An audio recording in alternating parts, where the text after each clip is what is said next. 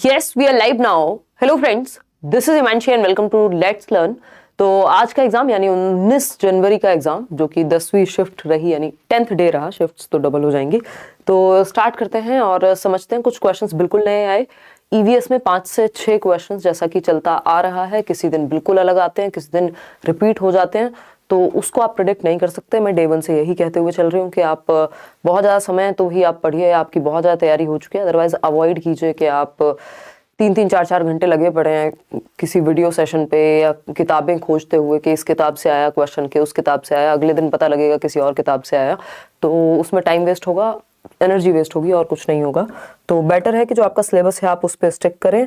और दूसरी चीज़, जो आपका प्रीवियस ईयर पेपर्स हैं उनको आप देखें। प्रीवियस ईयर पेपर्स में भी ऑनलाइन में इतने सारे सेट्स हैं, उतना भी अगर आप देख लें, 600 क्वेश्चंस मैं भी आपके साथ डिस्कस कर चुकी हूँ। 1 शॉट वीडियोज़ हैं, मैराथन वीडियोज़ हैं। चलिए स्टार्ट करते हैं, समझते हैं। बहुत सारे क्वेश्चंस आपने भेजे हैं जिनका कल एग्जाम है, आने वाले समय में एग्जाम है, टेंशन लेनी नहीं है। कुछ क्वेश्चंस अलग आएंगे, ये मान के चलना है। एनालिसिस देख लेंगे, कुछ नया अगर लग रहा है और आपको लग रहा है कि आप इसको पढ़ सकते हैं तो पढ़ लीजिए, लेकिन उससे एक्सपेक्टेशन बहुत ज़्यादा मत रखिए कि ये पेपर में रिपीट हो जाएगा। जो नए क्वेश्चन हैं, जो सिलेबस से क्वेश्चन हैं, वो तो भरपूर रिपीट हो रहे हैं हर दिन। तो जैसे विश्व जल दिवस कब मनाया जाता है, योगा डे पे भी लास्ट टाइम क्वेश्चन पूछा था, तो 22 मार्च हम कहेंगे। उष्ण कटिबंधीय आपका वर्षा कहाँ होती है, अब बताओ। ये क्वेश्चंस हैं पूछने के ईवीएस में, है ना। तो उसमें ऑप्शन थे, 4 ऑप्शन में आगे कराऊंगी भी, असम, और ये आपका 22 मार्च को आपका जो वर्ल्ड वाटर डे है। इसके अलावा जल वर्षा मौसम किस उपकरण से मापते हैं, यानी बारिश को, तो उसके लिए रेन गॉज का प्रयोग करेंगे। तो वो एक इस तरह के क्वेश्चंस जो बिल्कुल आउट ऑफ द बॉक्स हैं। वैनिल से तो क्वेश्चन आ ही रहा है, प्रॉपर्टीज के बीच में रिलेशन के बारे में क्वेश्चन था, है ना। इसके अलावा राजस्थान के घर जो है कटीली झाड़ियां होती हैं ऊपर, ये हमने एनसीईआरटी में पढ़ा है। ZPD आपको पता है, वाइगॉस्की कहते ही हैं। फिर लास्ट में इस तरह का एनालिसिस है जो आप लोगों ने भेजा है भारी संख्या में। उससे पहले जो प्रॉपर क्वेश्चंस आप लोग भेज पाए हैं उनको हम एक एक करके डिस्कस करना शुरू करते हैं। लाइक शेयर आप कर दीजिएगा जैसे जैसे आप आते जाएं। ये आप लोगों को इसमें बहुत अच्छी खासी मदद मिल रही है, तो मुझे भी वो एनर्जी क्रिएट हो जाती है। अदरवाइज हर दिन भारी होता है, जैसी तबीयत चल रही है पिछले कुछ दिनों से, है ना। और सीटेट हो गया है, बस मैं आपका ही वीडियो देखी हूँ, थैंक यू। अरे बहुत बढ़िया कल्पना, बहुत अच्छा फीडबैक है आप लोगों का। याद रखिएगा जिनका भी एग्जाम कल है या आने वाले समय में है, आप मेमोरी बेस्ड क्वेश्चन जरूर शेयर कर दीजिएगा। व्हाट्सएप नंबर में लास्ट में शेयर कर दूंगी। States with tropical rain forest, तो ट्रॉपिकल रेन फॉरेस्ट की जब हम बात कर रहे हैं, उष्ण कटिबंधीय वर्षा वाले राज्य की बात कर रहे हैं, तो ये आपके नॉर्थ ईस्ट स्टेट्स में होती है। और नॉर्थ ईस्टर्न स्टेट्स की अगर हम बात करें तो यहाँ इनमें से सिर्फ और सिर्फ असम ही एक सही उत्तर है। तो B option is the right answer. वैसे भी आप यहाँ पे अगर थोड़ा सा कॉमन सेंस लगाएंगे तो आपको पता लग जाएगा। बारिश की भी अगर हम बात करें इन जनरल तो असम ही नजर आएगा। जब हम एनसीईआरटी में भी पढ़ते हैं कि जो बहुत ज्यादा बारिश वाला जो क्षेत्र है, चाहे वो मेघालय हो, उधर जो नॉर्थ ईस्ट के स्टेट्स हैं आपके, वही होगी। अ टीचर अपने आप में टॉपिक अलग है, हालांकि इसको अलग से ही इंसान, अब ये तो मतलब बिल्कुल इन्होंने 5th के लेवल से तो कहीं हटा करके ही बात पूछ ली है। A teacher uses real objects in the class is an example of, यानी एक शिक्षक है जो वास्तविक वस्तुओं का प्रयोग करता है, तो इसको रियलिया बोलते हैं। अगर आप प्रीवियस ईयर से उसमें भी पूछा जाता था, इंग्लिश पेडागोजी में भी, हो सकता है इस बार भी इंग्लिश पेडागोजी में ही पूछा गया हो कि रियल ऑब्जेक्ट्स का यूज करना है, यानी एप्पल या पेन को बताने के लिए पेन दिखाया जा रहा है, दैट मीन्स रियलिया है, रियल ऑब्जेक्ट से बना है रियलिया वर्ड। आगे बढ़ेंगे। In the Erikson theory the identity crisis happen on which stage, तो अच्छा इसमें ना ये किसी ने, मैंने इसको करेक्ट किया है, इसमें किसी ने भेजा हुआ था कि पियाजे की थियरी में आइडेंटिटी क्राइसिस किस स्टेज में होगा। तो वैसे तो ये बड़ा घुमावदार बात हो जाएगी अगर प्याजे से रिलेट करके पूछ लिया। अगर प्याजे से रिलेट करके पूछा है तो याद रखिएगा अगेन एडोलेसेंस यानी फॉर्मल ऑपरेशनल ही रहने वाला है। और अगर एरिक्सन से ही पूछना चाहिए क्योंकि एरिक्सन ने ही इस टर्म को दिया है, पहचान का संकट, आंसर होगा एडोलेसेंस। 12 से 18 आइडेंटिटी क्राइसिस आपके इसी स्टेज में आते हैं, ठीक है ना।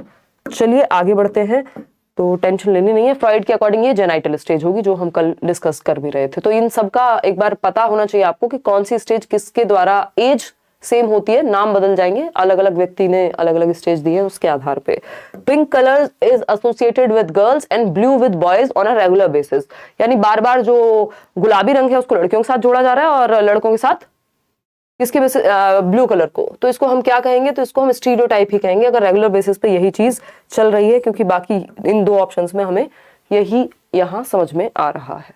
स्टूडेंट इज, क्योंकि किसी एक रंग को या टॉयज को जोड़ना स्टीरियोटाइपिंग की तरफ ही जाता है। Students ability to reflect on their own learning. तो मेटाकॉग्निशन पे भी 2 क्वेश्चन है, रोज आ रहे हैं मेटाकॉग्निशन पे क्वेश्चंस। परासंज्ञान जिसको हम कहते हैं कि बच्चे की क्षमता खुद के लर्निंग पे रिफ्लेक्ट करने की, उसको कंट्रोल करने की, उसको मैनेज करने की, उसके प्रति अवेयर होने की, तो ये मेटाकॉग्निशन है। ठीक है ना, आगे बढ़ेंगे नेक्स्ट क्वेश्चन पे। नेक्स्ट क्वेश्चन क्या है हमारे सामने? नेक्स्ट क्वेश्चन है हमारा, Bora is a common variety of. तो बोरा जो है वो किसकी कॉमन वेराइटी है? फ्रूट की, व्हीट की, राइस की। तो ये बोरा राइस है, असम की साइड मिलता है। तो C option is the right answer over here. आगे बढ़ेंगे, 12 नहीं है, ये बोरा होगा। ठीक, नेक्स्ट क्वेश्चन पे चलेंगे। नेक्स्ट क्वेश्चन क्या है भाई, समझ लेते हैं। Which organism feeds on dead and decade animals? यानी कौन सा ऑर्गेनिज्म है जो कौन सा जीव मृत और सड़े हुए जानवरों को खाता है? या ऑर्गेनिज्म, जीव की बात हो रही है, बताइएगा एक बार। डॉग, कैक्टस, तो इन सब में तो हमें साफ साफ नजर आ रहा है कि आंसर क्या होगा? मशरूम होगा। आंसर मशरूम होगा। ये फंगी वगैरह में भी यही प्रोसेस इन्वॉल्व होता है। तो C option is the right answer over here. आगे बढ़ेंगे नेक्स्ट क्वेश्चन पे। When is water day celebrated? ये तो हमने चर्चा शुरुआत में ही कर ली थी, 22 मार्च, 22 मार्च। ठीक है ना, आगे बढ़ेंगे नेक्स्ट क्वेश्चन पे। नेक्स्ट क्वेश्चन क्या है? How many instructions are given on the screen of navy? तो ये आपका जो चैप्टर है वहीदा प्रिज्म वाला, उससे क्वेश्चन पूछे हैं 2-3 घुमा करके। वहीदा प्रिज्म का जो चैप्टर है आपका, नेवी में वो पहली महिला कमांडेंट बनी या कुछ, तो एक बार वो चैप्टर पढ़ लीजिएगा, मेरे को एग्जैक्ट वर्ड याद नहीं आ रहा। तो नेवी में, और 36 संख्या होती है किसकी? परेड की। परेड में जो टोटल नंबर ऑफ इंस्ट्रक्शंस होती हैं वो 36 होती हैं। ये बात हमने प्रॉपर पढ़ी हुई है, पुराने सेशंस में भी मैंने आपके साथ ये डिस्कस की गई है, मतलब की हुई है। और जो वहीदा प्रिज्म है वो कहाँ से हैं? जम्मू एंड कश्मीर के राजौरी डिस्ट्रिक्ट से हैं। ठीक है ना, चलिए आगे बढ़ेंगे। डॉक्टर है नेवी में, या इस तरह का चैप्टर है ना आपका एक। Petrol is cheaper than water, यानी जो पेट्रोल है वो वाटर से यानी पानी से भी सस्ता है। कहाँ? आबू धाबी में। ठीक है ना, आबू धाबी। ठीक, क्लियर है बात कि पानी की वहां कमी है, और ये सब भी हम एनसीईआरटी में पढ़ चुके हैं। ऑल द बेस्ट भाई, डर लगने वाली बात नहीं है गौरव।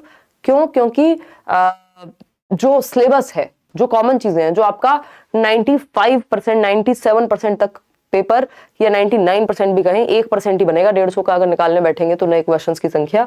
तो टेंशन नहीं लेनी, आपका वही चीजें हैं जो सिलेबस से आ रही हैं और रिपीट भी हो रही हैं। जीन पियाजे सजेस्ट दैट, अब रट्टे लगा के नहीं जाना है बस पेपर में। जीन पियाजे क्या सजेस्ट करते हैं, ये पूछा है हमसे। कल्पना क्या पूछ रहे हो? 5 मैराथन देखी थी, 90 आए थे, फिर उस बार फिर 27 को एग्जाम है। चलिए बहुत बढ़िया, इस बार आप और अच्छे नंबर लेकर के आए।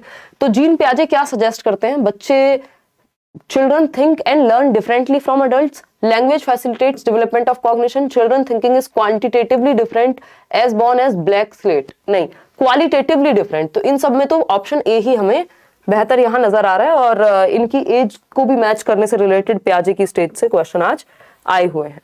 शायद नेक्स्ट क्वेश्चन वही है कि आपको करेक्टली मैच करनी है स्टेज और एज को। ठीक, तो सेंसरी मोटर हमें पता है बर्थ टू 2 इयर्स, तो ए का आंसर यहाँ डी के साथ जाएगा। फिर कॉन्क्रीट ऑपरेशनल 7 से 11 या 6 से 11 का ऑप्शन है, तो ये इसके साथ चला जाएगा। फॉर्मल ऑपरेशनल 11 एंड अबव सही लिखा हुआ है। प्री ऑपरेशनल 2 से 6, तो ये इस तरह से फिर आपके ऑप्शंस अलग दिए हुए होंगे, वो आपको चूज करना है। या जो करेक्ट सीक्वेंस है यहाँ वो सिर्फ और सिर्फ एक ही है। अगर ऑप्शन सिर्फ एज इट इज यही दिए हुए हैं फिर तो है वो सी। अगर सारी एजेस मैच करने को आ जाए तो आंसर फिर अलग हो जाएगा। अच्छा, कई बार ये हो रहा है पेपर में 4, 3, 2, 1 ऐसे ऑप्शन आ रहे हैं कि ए ऑप्शन 4, तो इस तरह की सिचुएशन में थोड़ा सा ध्यान से आंसर टिक कीजिएगा, नहीं तो गड़बड़ हो जाएगा। सही उत्तर भी आपका 1 नंबर आपको नहीं दिला पाएगा। फिर विजुअली चैलेंज्ड बच्चे के लिए बेस्ट तरीका कौन सा होगा? तो ब्रेल स्क्रिप्ट का या टेक्टाइल मटेरियल का यूज करते हैं, जिसमें वो टच और फील करके देख पाए। लुई ब्रेल ने ब्रेल स्क्रिप्ट दी थी, 6 डॉट्स बेस्ड होती है। बच्चा टच करके जो विजुअली चैलेंज्ड है वो इसको पढ़ पाएगा। ठीक है ना, आगे बढ़ेंगे नेक्स्ट क्वेश्चन पे। नेक्स्ट क्वेश्चन क्या कहता है? In which stage a student is when he get stuck on presenting a problem in only 1 way. तो इस पे भी क्वेश्चन ये रिपीट हो रहा है खूब। सीडीपी के तो सारे क्वेश्चन हम देख रहे हैं रिपीट हो रहे हैं, या बहुत सारे क्वेश्चन रिपीट हो रहे हैं। तो यहाँ पे बात हो रही है कि इस पे आप लोग पहले भी बता चुके हैं, बस इतना डायरेक्ट नहीं बता पाए थे इस क्वेश्चन को। फंक्शनल फिक्सनेस आप लोगों ने लिख के भेज दिया था। तो ये मैंने आप कहा भी है कि जब आप प्रॉब्लम को सॉल्व करने के डिफरेंट वेज ही ना सोच पाए, एक ही ढंग पे अटक जाए कि बस इसी तरीके से सॉल्व हो सकती है, तो उसको फंक्शनल फिक्सनेस कहते हैं, कार्यात्मक स्थिरता कहते हैं, कि आपका दिमाग फिक्स हो गया किसी एक ही फंक्शन पे या किसी चीज को सॉल्व करने के एक ही ढंग पर, ठीक है ना।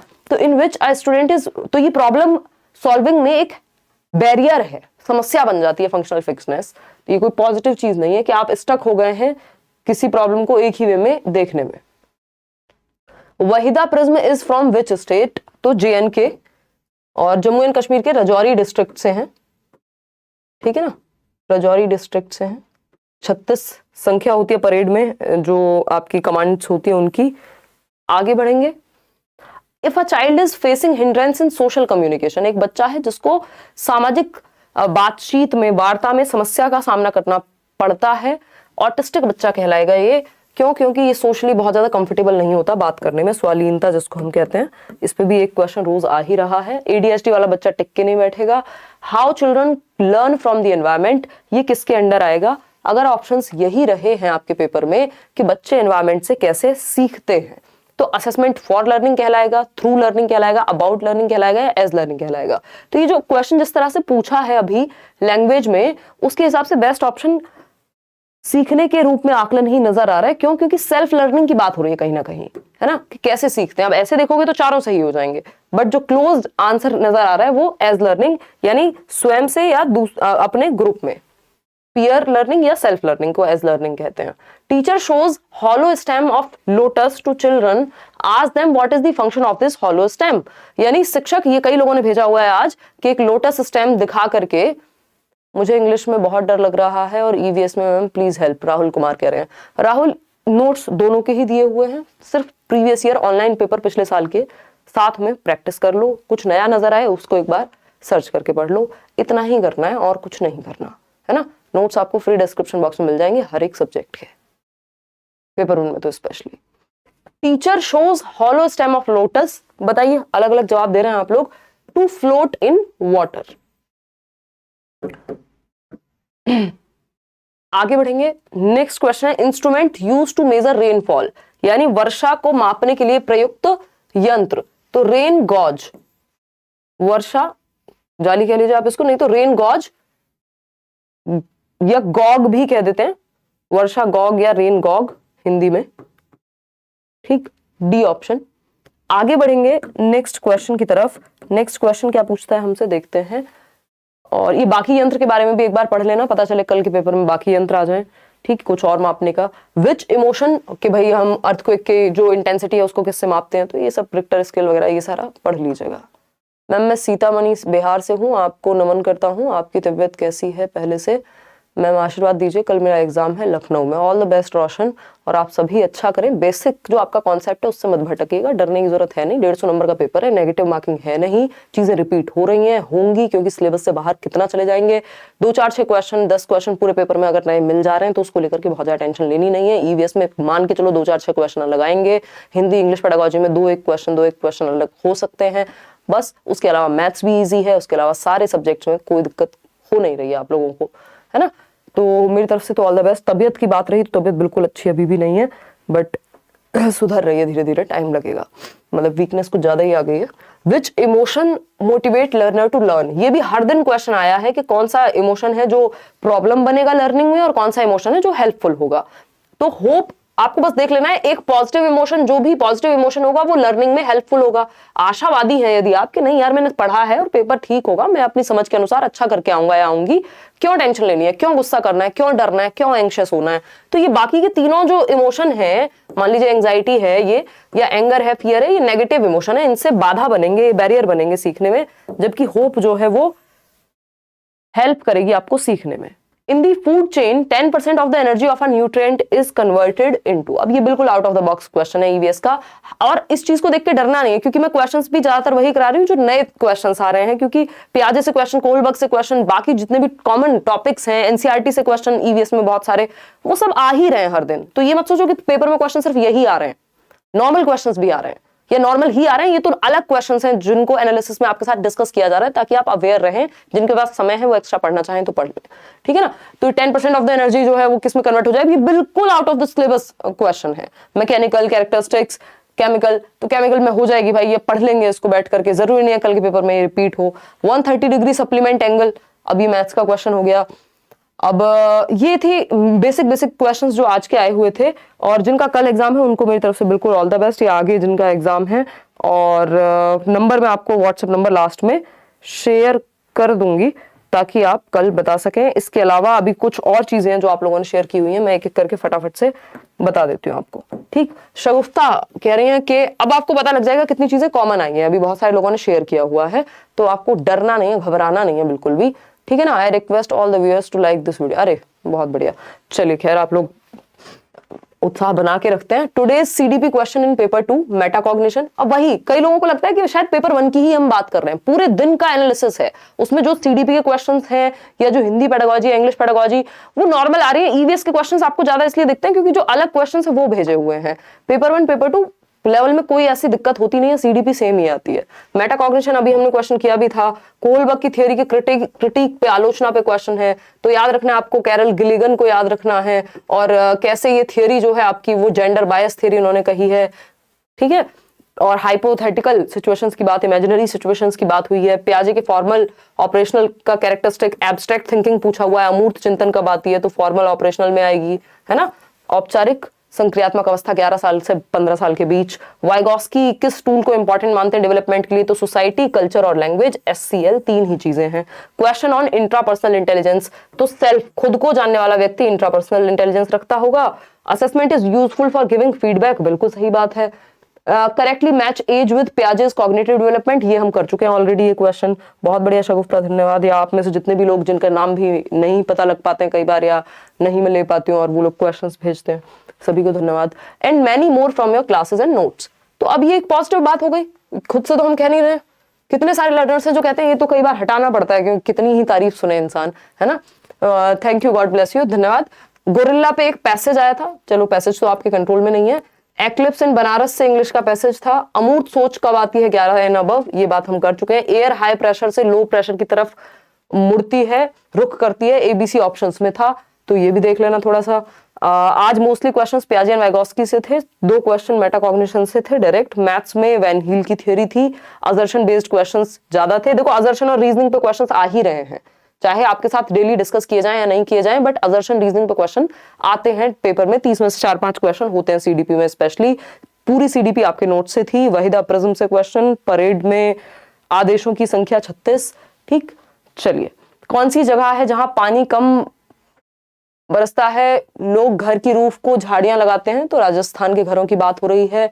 जहां पानी बहुत मुश्किल से मिलता है लेकिन तेल आसानी से, तो अबू धाबी की बात हो रही है। वैन हील, ये सब हम कर चुके हैं। हिंदी में एक गद्य और एक पोएम से था, इनका लैंग्वेज 1 रही होगी हिंदी। मैंने सारे 1 शॉट वीडियो, मैराथन, महा मैराथन सब देख ली थी। डेली हर एक डे का पेपर एनालिसिस भी साथ किया। आपकी क्लास दिसंबर लास्ट से स्टार्ट की थी, काफी हेल्प मिली थी, थैंक्स अलॉट, बहुत बढ़िया जी, धन्यवाद। आकलन का ध्येय क्या होता है, ये हम कर चुके हैं। फीडबैक के लिए, बच्चे के बेटरमेंट के लिए कमियां हैं तो उसको निकलवाएं, ठीक करें। ईवीएस में 6 से 7 सवाल आउट ऑफ सिलेबस थे, वो भी नॉर्मल ही था। वो डिपेंड करेगा, आप तुक्का भी लगा पाएंगे उसमें, नहीं तो आपने अगर एक्स्ट्रा पढ़ा होगा और जम जाए तो जम जाए, ठीक है ना। कौन कह रहा है, रुखसार कह रही है मैम आपने नोट्स सिर्फ पढ़ लूं क्योंकि मुझे टाइम नहीं मिलता है, मैं हाउसवाइफ हूँ और बाकी आपकी वीडियोस डेली देखती हूँ। आपकी तबीयत कैसी है? रुखसार, तबीयत थोड़ी सी बेटर है बट बहुत अच्छी नहीं है। दूसरी बात, हाँ आप सिर्फ नोट्स पढ़ लीजिए और प्रीवियस ईयर पेपर्स या जो मैंने मैराथन सेशंस भी कराए हैं, 1 शॉट भी कराए हैं, उनको देख लीजिए, इनफ हो जाएगा। अगर आपने अभी भी तैयारी शुरू की है तो आप 1-आध हफ्ते में भी अपने आप को तैयार कर पाएंगे कि पेपर आपका निकल जाए, है ना। चलिए, और ये प्रीवियस ईयर वगैरह कराए भी हुए हैं, और प्रीवियस ईयर बहुत पुराने नहीं, ऑनलाइन एग्जाम्स। आकलन का ध्येय, ये सारी बात हम कर चुके हैं। 6 से 7 सवाल नए आ रहे हैं आउट ऑफ सिलेबस ईवीएस में, बाकी बहुत सारा प्यार दुलार, लगभग सारे सब्जेक्ट में इनफ हुआ है। चलिए धन्यवाद। एक बहुभाषिता पे क्वेश्चन, मल्टीलिंगुअलिज्म, अब इस पे रोज आ रहा है इसलिए मैंने आज कराया नहीं है, ठीक। चलिए, इनको जलंधर जाना था बट ट्रेन मिस हो गई। चलिए कोई नहीं, कल चले जाइएगा, अब तो पेपर हो गया। निरुपमा फ्रॉम झज्जर, ये सारी चीजें कॉमन है। अब इन पे हम क्या चर्चा करें? मेटाकॉग्निशन, ZBD, स्किमिंग, है ना। भाषा सीखने से पहले विचार आता है, प्याजे कह रहे हैं, ठीक। फिर स्कैफोल्डिंग, ये सब हम रोज करते हैं, अब इस पे तो क्या ही चर्चा करूं। मदर टंग, ये कॉमन टॉपिक्स हैं मैम। जो आपने इंपॉर्टेंट मार्क कराया हुआ है उन्हीं से आया। सॉरी।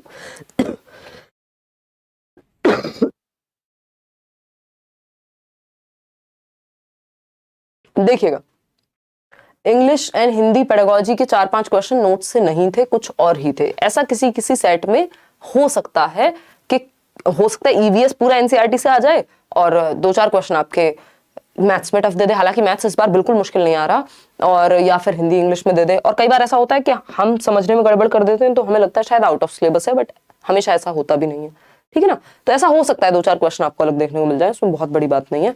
बाकी 2022 से एनसीएफ 2022 से सच कोई डायरेक्ट क्वेश्चन देखने को नहीं मिल रहा। ज्यादातर लोगों ने अभी तक तो नहीं माना। एक वो निपुण वाला क्वेश्चन है जिसको एनसीएफ से जबरदस्ती जोड़ दिया कई लोगों ने, जबकि वो बात जो है आपकी नेशनल एजुकेशन पॉलिसी भी कह रही थी, वो बाद में एनसीएफ में उतर करके आया है ना। तो वो निपुण तो पढ़ के चले जाना है, उसमें कोई दिक्कत नहीं है। उसकी भी फुल फॉर्म और आपको कक्षा 3 तक जो है वो बेसिक चीजें चाहिए। Country having no lakes but huge amount of high oil, Abu Dhabi. Eating together, Bora rice की बात हो रही है, variety of rice. Zone of proximal development, language proceeds development.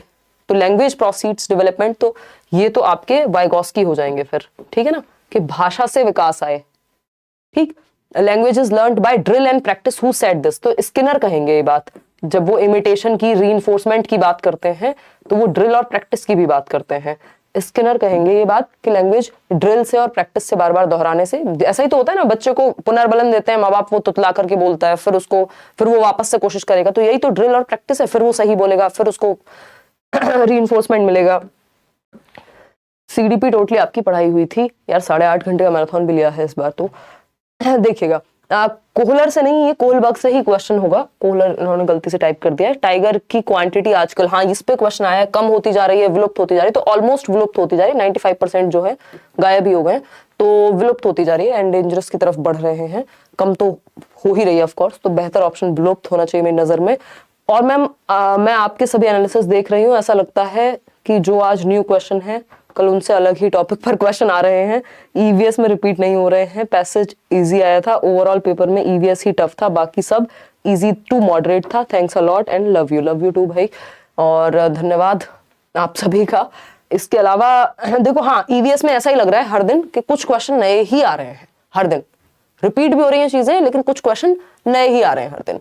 तो आज के लिए इतना ही रखते हैं। थैंक यू सो मच, कल मिलेंगे। आप एक काम कर दीजिएगा, व्हाट्सएप कर दीजिएगा टीम को, जो भी आपका कल पेपर रहे, जो भी मेमोरी बेस्ड क्वेश्चंस आप याद रख पाए वो लिख के शेयर कर दीजिएगा। विद ऑप्शंस अगर याद रहे तो बहुत अच्छा है, विदाउट ऑप्शन भी याद रहे तब भी कोई समस्या वाली बात नहीं है, बट आप शेयर जरूर कर दीजिएगा, ठीक है ना, ताकि आगे आने वाली शिफ्ट में मदद मिल सके लोगों को। 931177, मेरा मन नहीं है इस नंबर को याद करने का, मैं क्यों ही अपनी मेमोरी खर्च करूं। देखिएगा, तो 9311775205, इस पे आप व्हाट्सएप कर दीजिएगा। आपका एग्जाम जब पेपर 1 पेपर 2 दोनों ही शिफ्ट्स कल हो जाए, या आगे जिनके भी एग्जाम्स हैं वो इसको नोट कर लीजिएगा नंबर को कहीं, और बेसिक्स पे ही स्टिक करना है। बात रही तबीयत की, तबीयत ठीक हो जाएगी, हो रही है, बट अच्छी बिगड़ी है तो थोड़ा सा समय लगेगा ठीक होने में, है ना। चलिए, टेक केयर, बाय बाय, ध्यान रखिए, good night. Like share subscribe आप कर दीजिएगा। ऑल द बेस्ट, अच्छा ही करोगे आप। बेसिक्स जो भी आपने पढ़ा है, जो भी कॉन्सेप्ट, जो भी नोट्स, जो भी वन शॉट वीडियोस, वो सब काम के हैं। इस बात पे विश्वास करके और अपने कॉन्सेप्ट्स और अपने दिमाग को साथ लेके जाना है, और वहाँ कॉमन सेंस का प्रयोग करना है। छोड़ के कुछ आना नहीं है, चाहे नया क्वेश्चन हो, क्योंकि कोई नेगेटिव मार्किंग है नहीं।